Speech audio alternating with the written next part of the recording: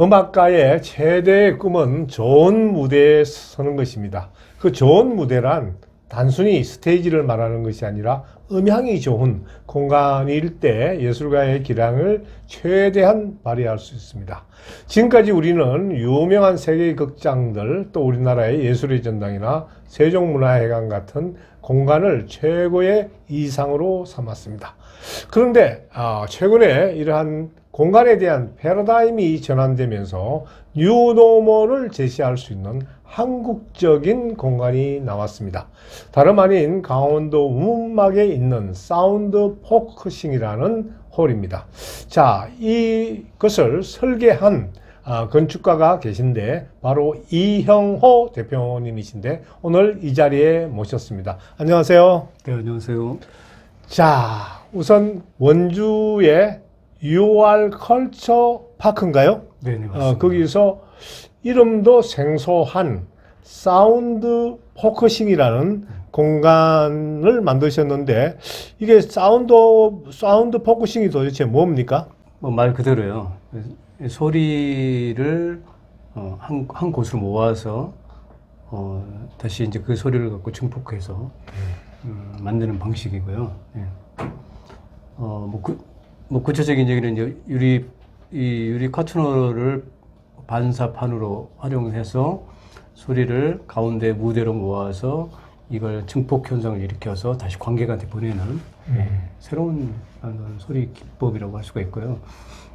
사운드 포커싱이라는 것은 이제 건축 음향에서는 금기시 되고 있는 그런 거지만 저희는 이제 그걸 역발상으로 해서 그걸 갖고 다시 야외라는 공간에서 새로운 소리 건축을 만들었습니다. 네. 그러면 음악가도 아니신데 어떻게 음향 공간에 대해서 생각을 하게 됐나요? 저는 이제 건축가로서 당연히 건축이라는 공간 개념에서는 이제 음악적인 또 미학적인 또 공학적인 여러 가지를 사실 이제 섭렵할 수가 있고 또 구현할 수가 있고 또 설계를 구상할 수 있다고 저는 생각을 하고 있고요. 왜냐하면 건축이라는 것은 이제 거대한 종합 예술이라고 저는 생각하고 있습니다. 그런 차원에서 이제 그걸 만들게 되었습니다. K 클래식을 제가 하고 있는데 특히 이제 우리 전통을 바탕으로 한 K 클래식을 할 때 가장 문제가 되는 것이 국악기예요. 네. 국악기나 판소리 같은 것들이 원래는 극장 공간에서 하던 게 아니지 않습니까? 네. 그러다 보니까 대형화된 서양의 그런 발성이나 연주법에 비해서 우리 악기들이 큰 무대에 올려놓으면 가장 문제가 되는 것이 음향이었거든요. 네. 그래서 어떻게 원형의 가야금이나 또 해금이나 그다음에 정가나 이런 것들이 소리를 마이크 음을 쓰지 않고 원형의 음을 보존하면서 표현할 수 있는가 이런 것이 가장 큰 과제였는데 이번에 이제 가서 보니까 정말 마이크를 쓰지 않고서도 우리 음악을 재현할 수 있다 이런 점에서는 정말 한 획을 긋는 패러다임을 전환하는 그런 것인데 그동안에 여러 공연들을 해보셨죠? 예. 저희 이제 파크 사운드 포커싱 홀에서 거의 한 2년에 걸쳐서 많은 공연들이 진행되고 있었습니다. 네.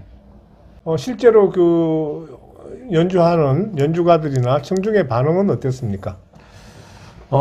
일단은 다 좋은 건 아니고요. 물론 이제 거의 대부분의 사람들이 이제 새로운 공간이었고 또 음향을 장비를 쓰지 않는 신기함이라든가 이런 거에 대한 호기심도 있었지만 이제 무엇보다도 대자연의 아주 오픈된 공간 안에서 공연과 연주가 이제 동시에 이루어지는 거에 대한 이거에 대한 자유로움에 대해서 특히 관객 입장에서 특히 좋아하고요.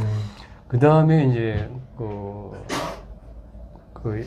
공연자 입장에서도 이제 처음에 이제 두려움으로 이제 그 무대에 올라서 쓰는 게 왜 그러냐면 이제 음향 장비를 쓰지 않는다는 이제 두려움이 있어요. 왜냐하면 누구나 그 야외 공간에서 어떻게 음향을 쓰지 않고 소리를 낼 수 있을까 부담감으로 있다가 네. 막상 올라가서 이렇게 이제 공연을 하고 난 다음에는 거의 대부분이 이제 자신감, 그리고 의외로 마이크보다도 더 좋은, 부르기가 편하다는 이제 그런 반응들이 나타나고요.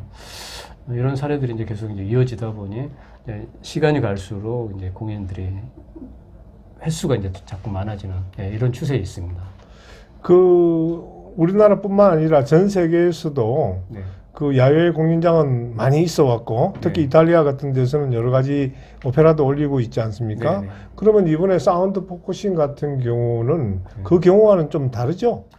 네, 많이 다릅니다. 이제 왜 그러냐면 물론 이제 소리의 시작이라고 한다면 고대 건축이라든가 우리 성경에 나오는 예수님의 이제 말씀을 전파하는 이럴 때도 사실은 이제 그런 지리적인 공명 현상이는가 이런 것들을 이제 활용했을 거라고 이제 추측을 하고 있고요. 그런데 그 많은 군중 앞에서 이제 그 스피칭이라는 소리의 전달 방식, 그게 이제 유럽에서는 원형 극장이라는 이제 그때 당시에는 마이크 시스템이 없던 당시에는 그게 소리에 대한 공간에 대한 그 개념을 충분히 이제 이렇게 풀어냈던 시기지만 그 산업사회 이후에서 이제 마이크가 등장하면서부터 굳이 이제 그럴 필요가 없는 그래서 사실 이제 건축과 이 소리, 그 사운드는 사실 밀접한 관계가 출발 자체는 있었는데 사실 이제 그동안의 산업화를 통해서 이제 사라졌던 것이죠.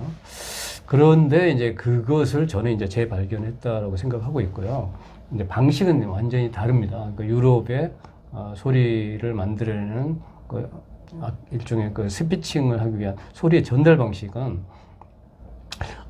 이제 세 가지 방식입니다. 이렇게 소리 스탠드가 아마 보셨겠지만 아레나 원형 극장이라든가 그런 것들이 이제 스탠드 형식으로 각도가 24에서 26도 사이로 유지하고 있고 이 소리가 무대에서 이 앞에 있는 관객의 머리에 닿지 않고 바로 귀에 전달하는 그래서 이게 소리가 확성기 같은 이제 빠져나가는 방식의 소리 방식이었고 그 다음에 이제 무대 뒤에 이제 대리석이라든가 건축을 통해서 반사를 시키는 방식이었습니다.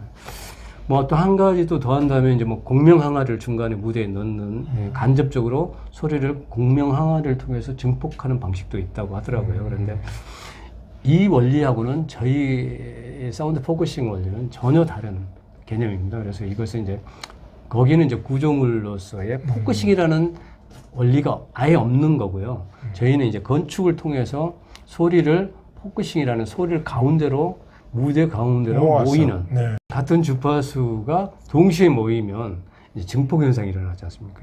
같은 저음이 모인다. 고음이 한꺼번에. 그러려면 이제 일정한 거리가 중요하고 방향이 중요하고 이제 이런 과학적 원리를 통해서 이 포커싱이라는 소리 원리를 가운데 모으는 것 자체가 이제 소리의 증폭도 있지만 무대의 모니터링 역할을 하는 결정적인 이제 그러니까 음향 장비를 쓰지 않고 소리를 내보내는 것도 있겠지만 이 뮤지션들이 이제 모니터링 스피커가 이루어져야 되죠.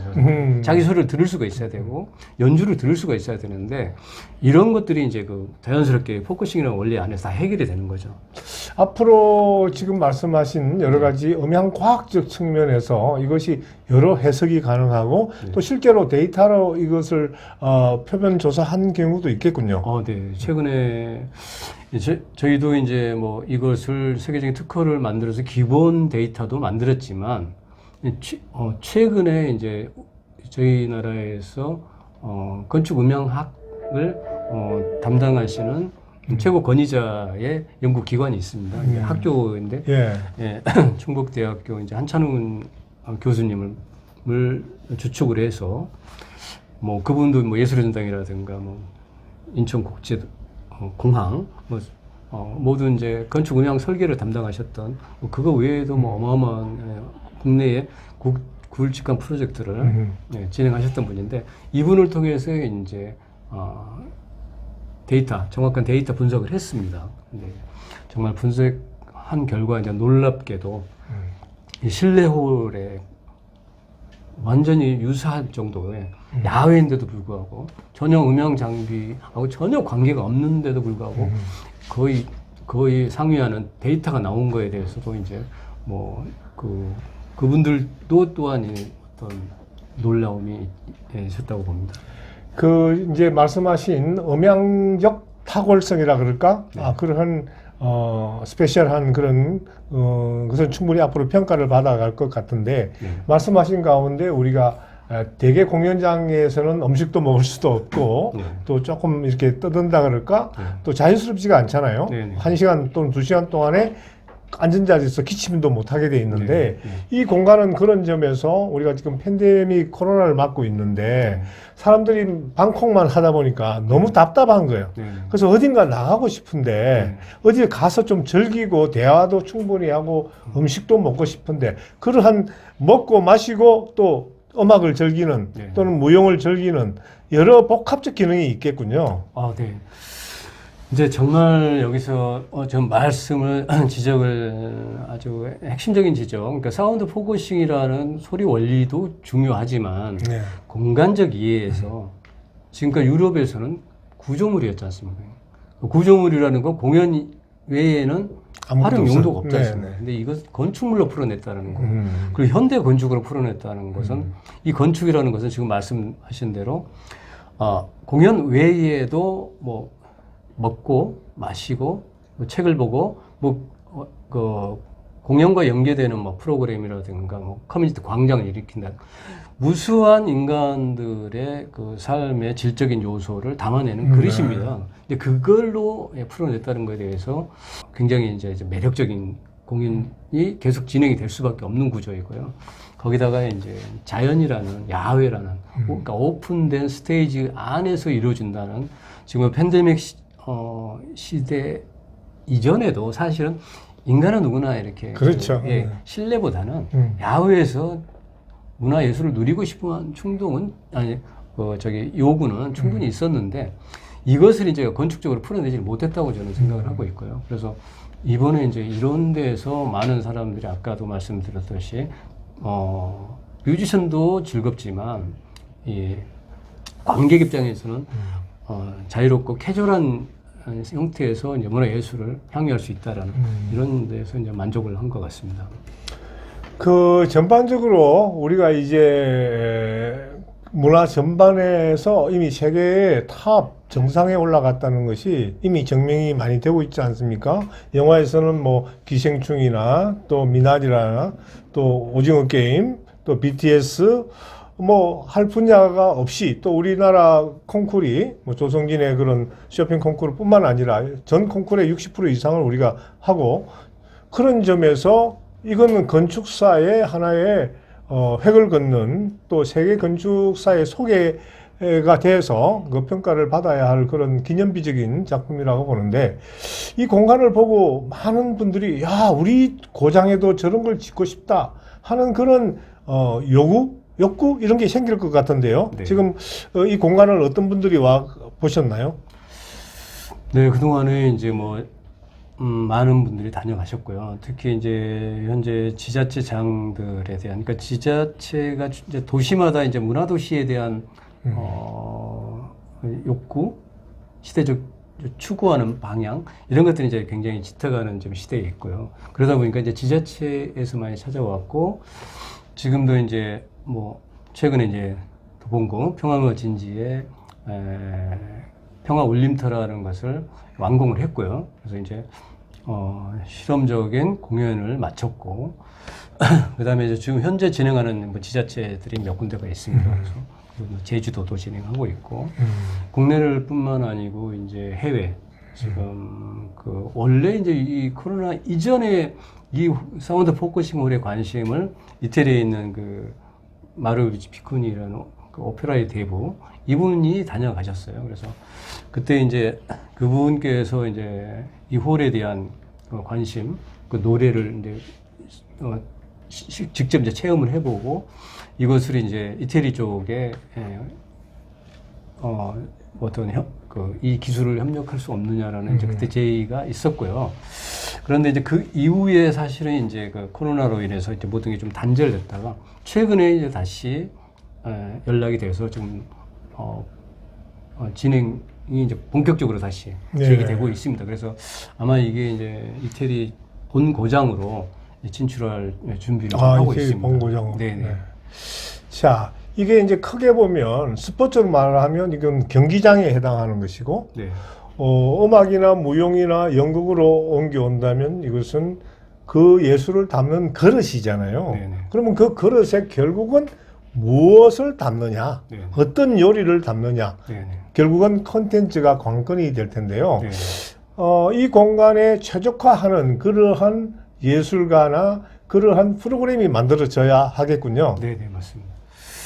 사실 이제 그 부분에 대해서는 이제 저하고 조금 제가 그러니까 하드웨어적인 공간을 지금까지 만들어 놨다고 한다면 이제 정말 말씀대로 이 소프트웨어적인 그러니까 아까 일반 시민들이 누리고자 하는 건축에 대한 그 사운드 포커싱 또 그다음에 시선 포커싱 그 장점 자연 이런 것들은 충분히 됐는데. 현재 이제 이 니즈에 이게 맞구나 그리고 이게 사람들이 너무 좋아하는 공간이라는 것까지 확인했는데 제가 정말 이제 지금 갈증을 느끼고 있는 게 컨텐츠입니다. 그래서 사실 이제 이 컨텐츠는 저희가 생각했던 것보다 지금까지 이제 우리나라에서 예술가들이, 그러니까 뮤지션들, 공연자들이 이제 그러니까 실내 호를 중심으로 컨텐츠를 그대로 이제 실외의 공간을 오다 보니, 그 다음에 특히 음향 장비를 쓰지 않다 보니 약간의 문제점은 있습니다. 그래서 이제 이런 것들을 어떻게 이제 조금 더 보완하고 해결할 건가에 대한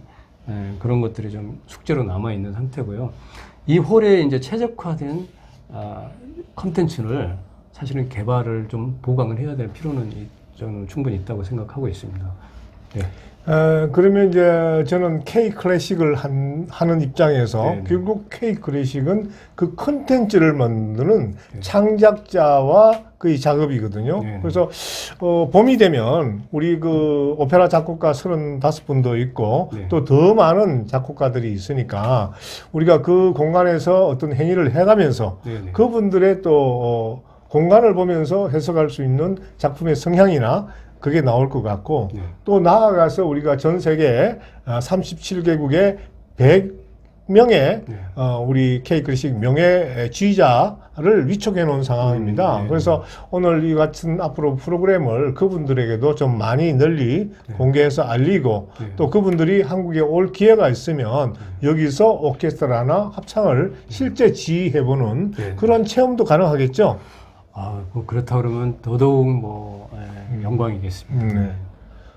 그러면 이제 K 클래식과 사운드 네.